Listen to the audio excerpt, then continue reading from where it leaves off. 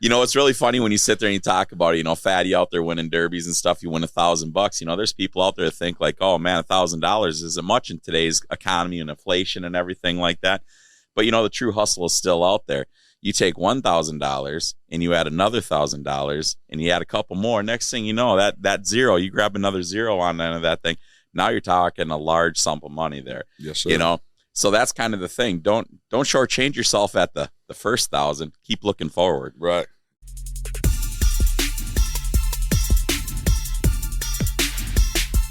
Hey, yo, you're listening to Cash on the Hood. We love it when you like, share, and subscribe. I'm your host, Jason Sauer. I'm here with my main man, Steven Sickles. So, behind the deck, we got Brian Cottington. He has the Cinema Psycho show. He's like 260 shows in, so we are supported by a true engineer. We love it. Who's on my left right now? Jeff Fatty Clark, Columbus, Ohio.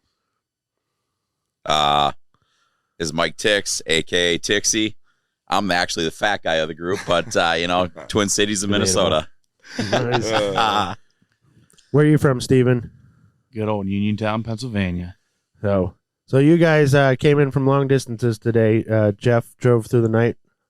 Or how long did it take you to get here, buddy? It took me roughly three hours to get here. It ain't too bad. I'm just on the west side of Columbus there, so.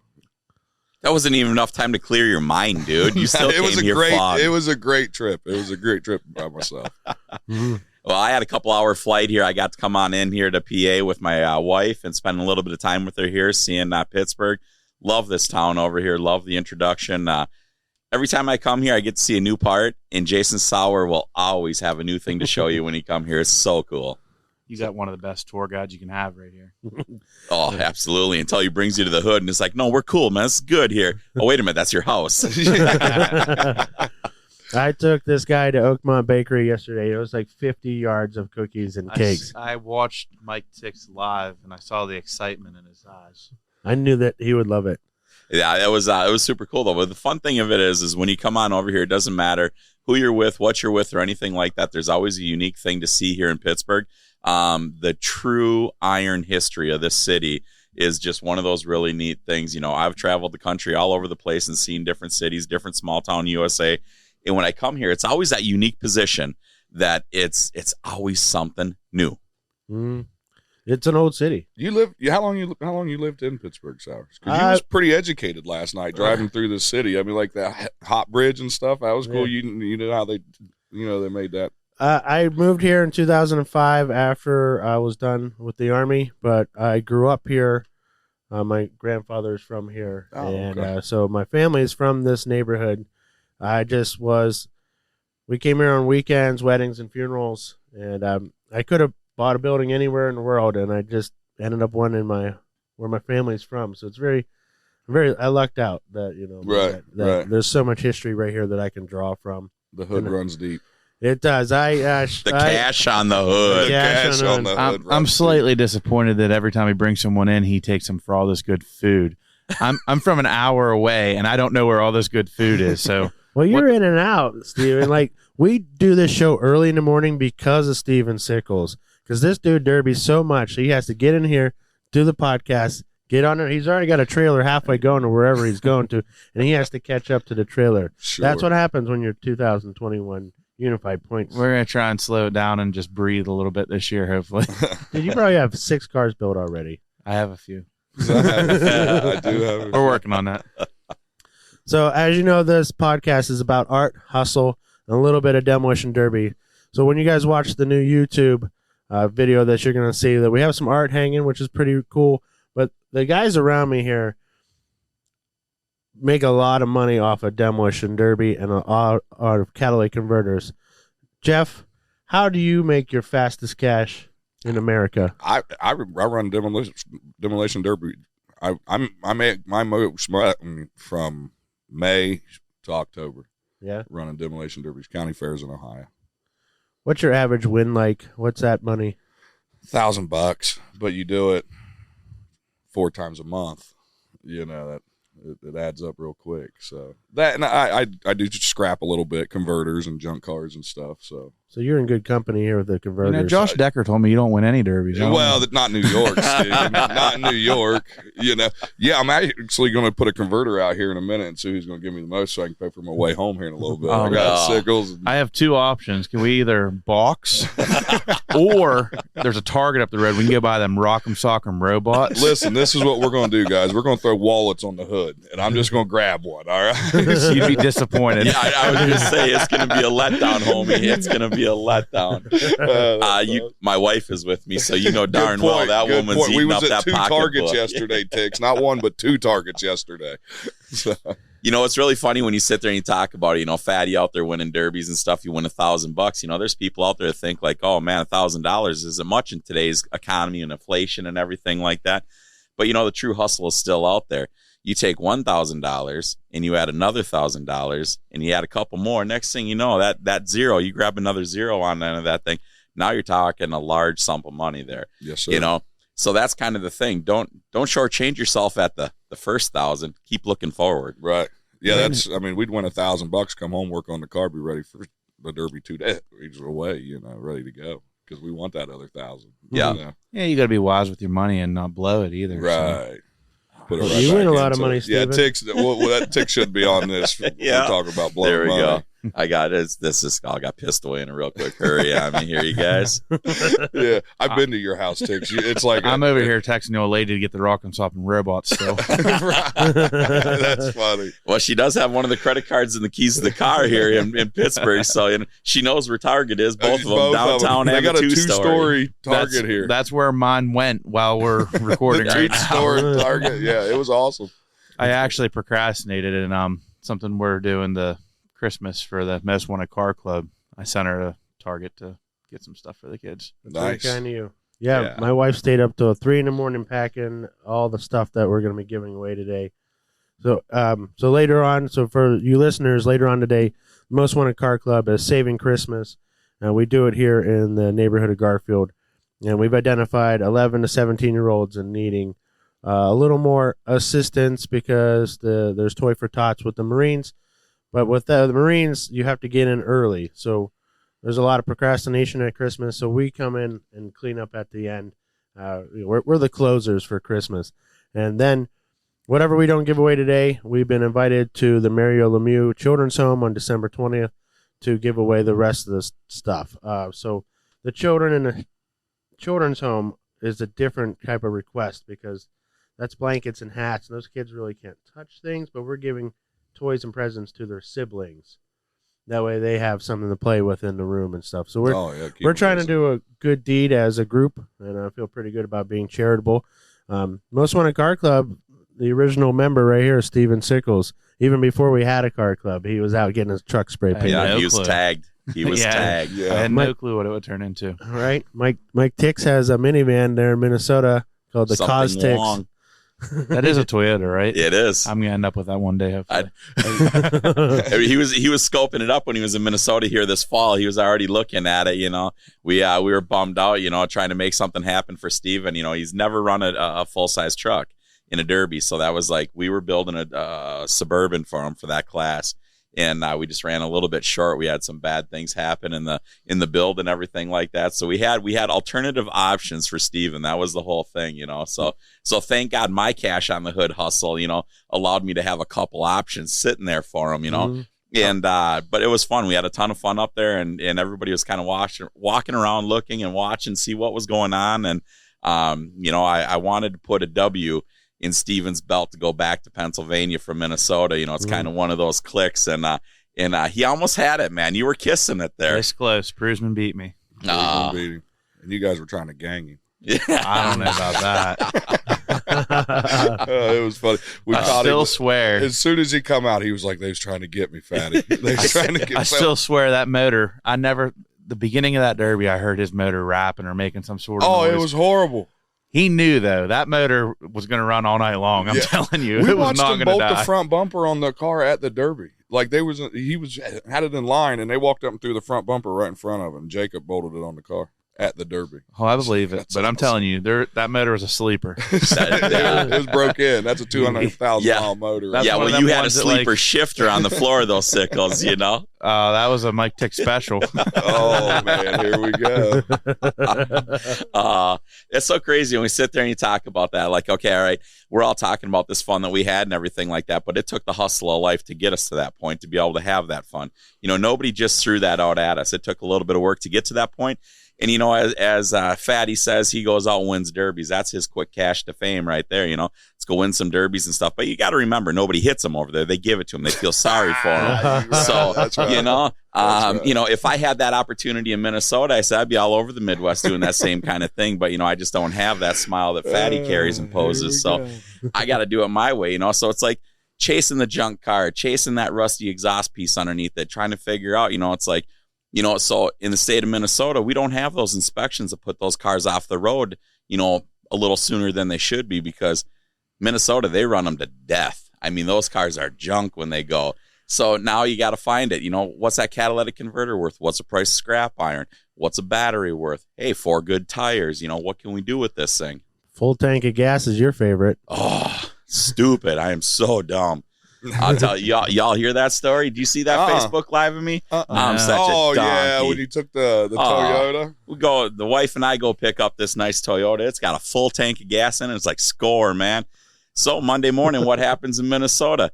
Tix is going to drive that car and use up that full tank of gas. What's Minnesota get? A goddamn snowstorm. And I'm driving that piece of shit with bald tires going back and forth to work. And it's like, I have a career, I have a bank account, I have a little bit of savings, right. And I'm driving this $500 piece of shit with a full tank of gas to work in a snowstorm. I own 3 4-wheel drive pickup trucks, and my work gives me one with a credit card. I don't even have to use my own gas, but no, I'm the dumbest SOB you'll ever meet. You should see the Cavalier I just put on the road. I seen it the other day. It's nice. Everyone's like, why are you driving this? Yeah. $300 and I got 100,000 miles on it. I couldn't. Right. Yeah, it's a beautiful car, Steven. It's a beautiful car. Does it have Uniontown rust, or is it good? It has a little bit of rust. See, it's a Cavalier, so you can just run the piss out of this thing, and it'll take it. Oh yeah, I mean I'm talking redlining it from green light to green light. I'm having fun with it. I bet. Awesome. And the effect of the gas, I've actually been doing a lot with my old gas out of my cars. I've been straining it into my waste oil. A lot of people don't want to burn it. But I feel it thins it a little bit, and there's low amounts. I've been using the old gas, and now all my other trucks were diesel. So this $300 Cavalier, what's it going to get this winter? Oh yeah, the fresh gas. Yeah, that's awesome. I maybe even a little bit of the oldest gas in the world in my van that I took to Miami. I've never even seen gas that. Yeah, I didn't know where that can came from. You said I come with a junk car. My family steals all my good gas. So like, your shed has all empty gas. Yeah, we went through like 8 empty gas cans, and then we found one that had something in it, and it was, it was brown. A little rank, was it? There was barely any smell to it, so it had to be good stuff. I said, I don't even think it'd be flammable at that point. Yeah. I went home and put 5 gallons of 93 and tried to mix it to an even 80.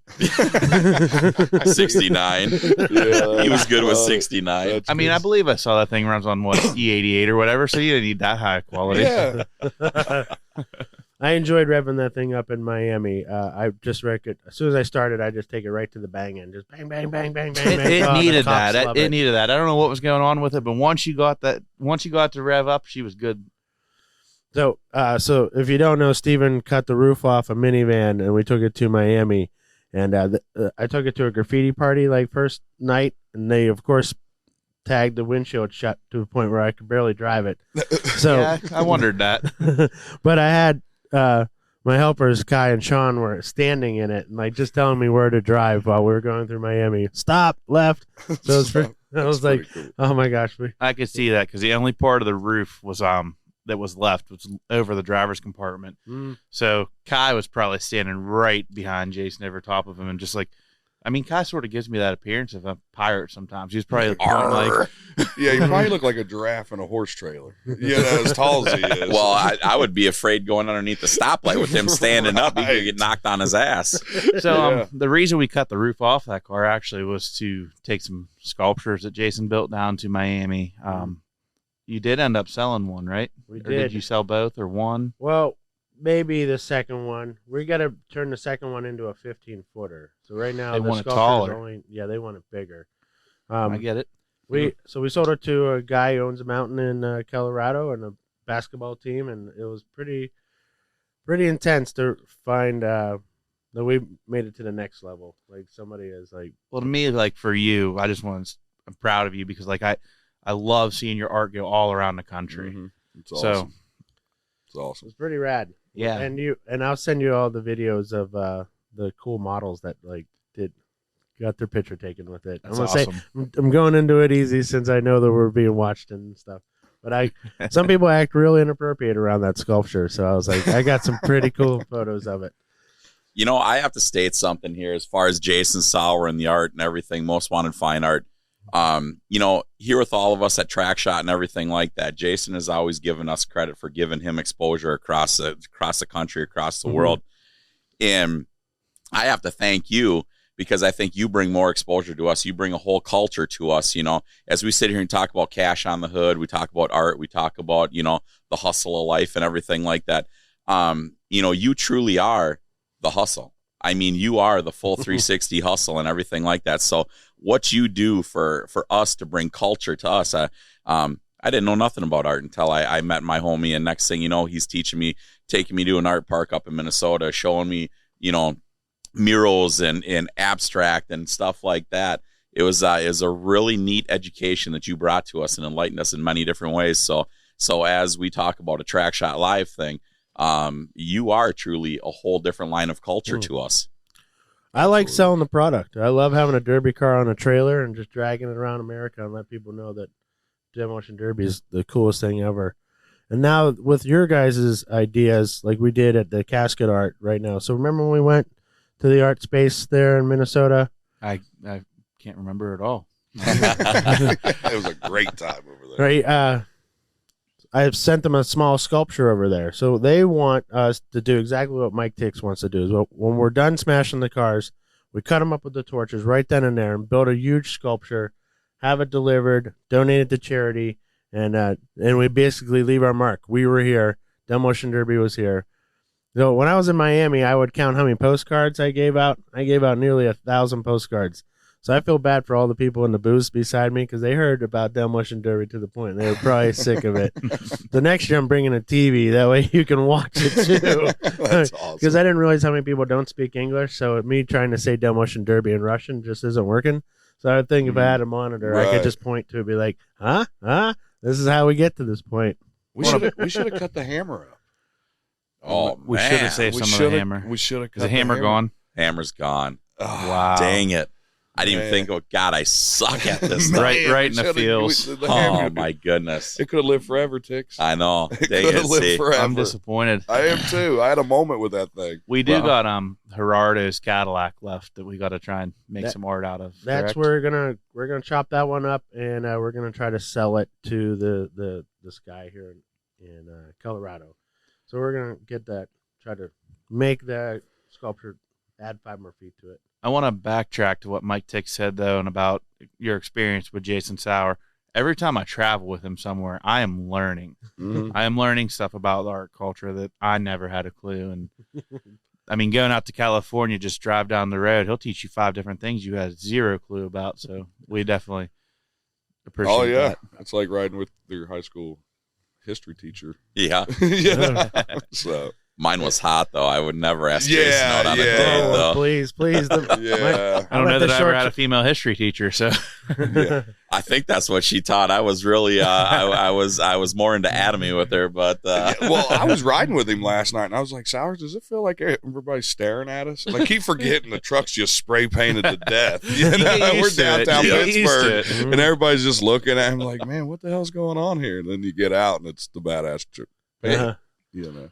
Well, I had Jason's truck a couple weeks ago, and in my hometown, like, people are so used to me driving my truck that it's like not eye catching anymore. Right. But I hopped in his, so it was like refreshing that. Oh, everybody was looking. Yeah, they're huh? like- yeah, They're like, "What is that? Like, what's MWFA?" And right. at this point in my truck, they're just like, "Oh, it's him again." It's him again. He wants my So- converter. It's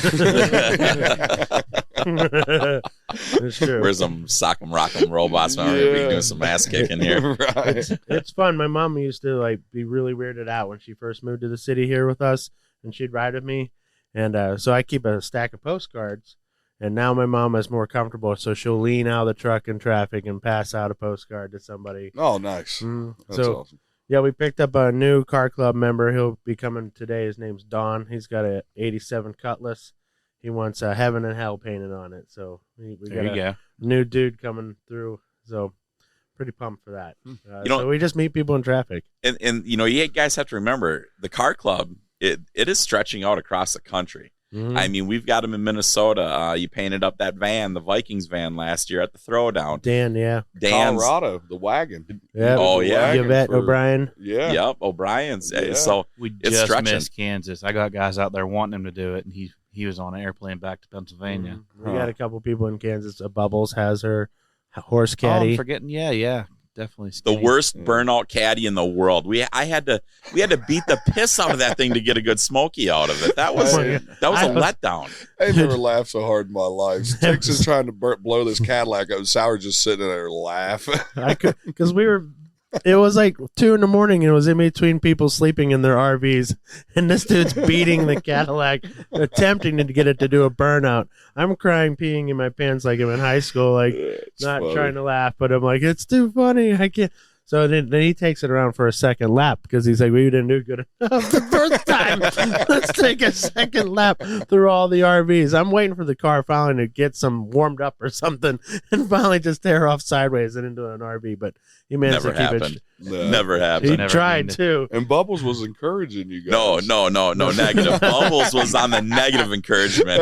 Skinny told her, I believe his comment was, Tix knows how much it costs. Right. So I knew how much hustle I had to do. I'm like, all right, I cut the can off of it. I scrapped this piece of crap. That's only going to be about a $500 bill worth of fun. And the history that we're making with this thing and memories, Right. it must be the best Christmas card one could ever get from me. That's awesome. Was you at Mayhem when they burnt the Cadillac down? I have no idea. I'm still trying to figure out who that Tex guy was that started that thing on fire. Jeez. That was wrong. Yeah. If you guys ever can find out who that TEX guy was, because that's what the fair board, they heard that was his name. So you guys ever find that fella from about 10 years ago, Yeah. make sure you point him out to somebody, because we don't want that kind of stuff ever to come around and make history again. No, they destroyed that poor car. They Yeah. was animals that weekend. That was we put a lot of stuff to rest that weekend. Yeah. There was I know the trailer full of not side by side, but the little kids' 4-wheelers, both of my pit bikes, my golf cart. We brought home, I think, 4 or 5 units on the trailer after the Derby that was all junk. Yeah. And it's like, oh my God, responsibility was at level of -1. Yeah, Mayhem was fun that year. Oh, Yeah, I missed it. Yeah. Dude, I forget what year Cadillac it was, but by the end of it, it was a convertible and caught on fire right in the lane at the pits. I got to give a huge shout insane. out to that Cadillac right there. That was Nathan Meeker. All right. Nathan Meeker was, he was truly one of we talk about Demolition Derby. We talk about fun. We talk about competition. We talk about team driving. We talk about cash and checks, all that kind of stuff. But the number one thing that I'm always going to say about Demolition Derby, if you take the fun away, the sport is gone. I agree. The sport is gone. Granted, everybody wants to see stuff get wrecked. Everybody wants to see a winner. Everybody wants a new memory in history, but that fun and family is number one in Demolition Derby. And I'm going to say, for a handful of years, we lost it.